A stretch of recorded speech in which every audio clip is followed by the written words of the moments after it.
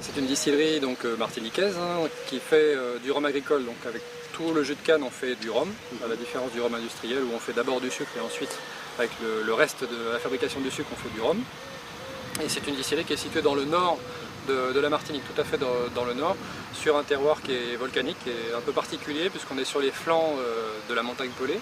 Bon, c'est un terroir qui est particulier, donc, qui justifie aussi le fait qu'il y ait une appellation d'origine contrôlée en Martinique, c'est que donc on a des terroirs différents entre la côte atlantique et le sud et les côtés volcaniques.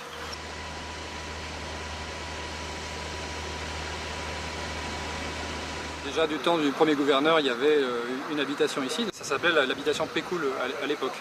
Et les Pécouls en fait ont été tués tous dans l'éruption de 1902 et c'est seulement après l'éruption que M. Victor de Paz s'est réinstallé ici.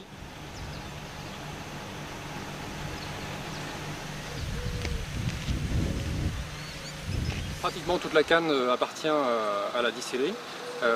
Ça représente à peu près 250 hectares de canne qui sont répartis, disons à peu près moitié-moitié sur la partie Basse-Pointe et la partie Saint-Pierre.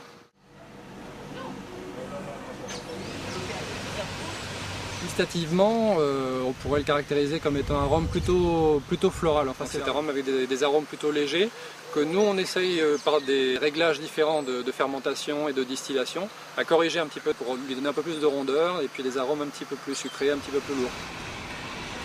On peut refroidir les cuves par exemple pour limiter les températures de fermentation. On peut au niveau des moulins choisir vraiment l'imbibition qu'on veut de façon à avoir donc un degré d'alcool après fermentation qui est suffisamment élevé. Et à la distillation aussi pareil, on peut jouer bien sur tous les réglages des colonnes pour arriver à obtenir le résultat qu'on veut.